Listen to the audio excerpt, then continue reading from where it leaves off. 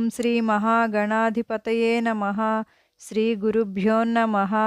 ఓం నారాయణ నమస్కృత్యం నరం చైవ నరోత్తమం దేవీం సరస్వతీం వ్యాసం తతో జయముదీరయేత్. ఆపదామపహర్తారం దాతారం సర్వసంపదాం లోకాభిరామం శ్రీరామం భూయో భూయో నమామ్యహం. దండమయా విశ్వంభర దండమయా పుండరీకదళనేత్రహరి దండమయా కరుణానిధి దండమయా నీకెప్పుడు దండము కృష్ణ. శ్రీకృష్ణ పరబ్రహ్మణే నమః. ప్రారంభిద్దామా? ఒకసారి 5 శ్లోకాలు నేను చదువుతాను, తర్వాత నాతో పాటు 3 సార్లు పలకండి. మళ్ళీ అందరం కలిసి 5 శ్లోకాలు ఒకసారి చెప్పుకుందాం. యుధామన్యుశ్చ విక్రాంత ఉత్తమోజాశ్చ వీర్యవాన్ సౌభద్రో ద్రౌపదేయాశ్చ సర్వ ఏవ మహారథాః అస్మాకం తు విశిష్టాయే తాన్ని బోధద్విజోత్తమా. నాయకా మమ సైన్యస్య సంజ్ఞార్థం తాన్ బ్రవీమి తే. భవాన్ భీష్మస్య కర్ణస్య కృపస్య సమితింజయ అశ్వత్థామా వికర్ణశ్చ సౌమదత్తిస్తదైవ చ. అన్యే చ బహవః శూరాః మదర్థే త్యక్తజీవితాః నానాశస్త్రప్రహరణాః సర్వే యుద్ధవిశారదాః. అపర్యాప్తం తదస్మాకం బలం భీష్మాభిరక్షితం పర్యాప్తం త్విదమేతేషాం బలం భీమాభిరక్షితం. యుధామన్యుశ్చ విక్రాంత ఉత్తమోజాశ్చ వీర్యవాన్ సౌభద్రో ద్రౌపదేయాశ్చ సర్వ ఏవ మహారథాః. యుధామన్యుశ్చ విక్రాంత ఉత్తమౌజాశ్చ వీర్యవాన్ సౌభద్రో ద్రౌపదేయాశ్చ సర్వ ఏవ మహారథాః. యుధామన్యుశ్చ విక్రాంత ఉత్తమౌజాశ్చ వీర్యవాన్ సౌభద్రో ద్రౌపదేయాశ్చ సర్వ ఏవ మహారథాః. అస్మాకం తు విశిష్టాయే తాన్ని బోధద్విజోత్తమా. నాయకా మమ సైన్యస్య సంజ్ఞార్థం తాన్ బ్రవీమి తే. అస్మాకం తు విశిష్టాయే తాన్ని బోధద్విజోత్తమా. నాయకా మమ సైన్యస్య సంజ్ఞార్థం తాన్ బ్రవీమి తే. అస్మాకం తు విశిష్టాయే తాన్ని బోధద్విజోత్తమా. నాయకా మమ సైన్యస్య సంజ్ఞార్థం తాన్ బ్రవీమి తే. భవాన్ భీష్మస్య కర్ణస్య కృపస్య సమితింజయః అశ్వత్థామా వికర్ణశ్చ సౌమదత్తిస్తదైవ చ. భవాన్ భీష్మస్య కర్ణశ్చ కృపస్య సమితింజయః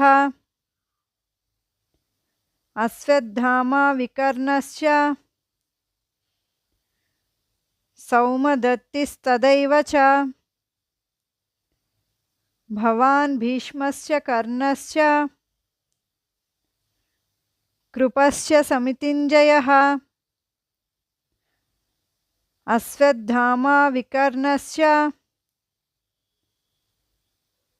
సౌమదత్తిస్తదైవ చ. అన్యే చ బహవః శూరాః మదర్థే త్యక్తజీవితాః నానాశస్త్రప్రహరణాః సర్వే యుద్ధవిశారదాః. అన్యే చ బహవః శూరాః మదర్థే త్యక్తజీవితాః నానాశస్త్రప్రహరణాః సర్వే యుద్ధవిశారదాః. अन्ये च बहवः शूराः मदर्थे त्यक्तजीविताः नानाशस्त्रप्रहरणाः सर्वे युद्धविशारदाः अपर्याप्तं तदस्माकं बलं भीष्माभिरक्षितं पर्याप्तं त्विदमेतेषां बलं भीमाभिरक्षितम् अपर्याप्तं तदस्माकं बलं भीष्माभिरक्षितं पर्याप्तं त्विदमेतेषां बलं भीमाभिरक्षितम् अपर्याप्तं तदस्माकं बलं भीष्माभिरक्षितं पर्याप्तं त्विदमेतेषां बलं भीमाभिरक्षितम् युधामन्युश्च विक्रान्त उत्तमौजाश्च वीर्यवान् सौभद्रो द्रौपदेयाश्च सर्व एव महारथाः अस्माकं तु विशिष्टाये तान् निबोध द्विजोत्तमा नायका मम सैन्यस्य संज्ञार्थं तान् ब्रवीमि ते भवान् भीष्मश्च कर्णश्च कृपश्च समितिञ्जयः अश्वत्थामा विकर्णश्च सौमदत्तिस्तदैव च अन्ये च बहवः शूराः मदर्थे त्यक्तजीविताः नानाशस्त्रप्रहरणाः सर्वे युद्धविशारदाः अपर्याप्तं तदस्माकं बलं भीष्माभिरक्षितं पर्याप्तं त्विदमेतेषां बलं भीमाभिरक्षितं తాత్పర్యం యుధామన్యుడు ఉత్తమోజుడు అభిమన్యుడు ద్రౌపది తనయులైన ఉపపాండవులు మొదలైన వారంతా కూడా వారి వారి పక్షాన మహారథులే. బ్రాహ్మణోత్తముడనైన ద్రోణాచార్య, ఇక మన సైన్యంలో ఉన్న మహావీరులను చెబుతాను విను.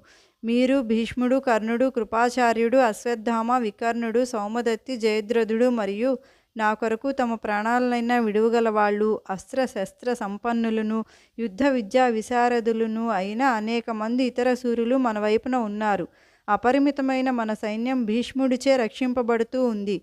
పరిమితమైన ఆ పాండవ సైన్యం భీముడి సంరక్షణలో ఉంది. ఓం సర్వే భవంతు సుఖినః, సర్వే సంతు నిరామయాః, సర్వే భద్రాణి పశ్యంతు, మా కశ్చిత్ దుఃఖభాగ్ భవేత్.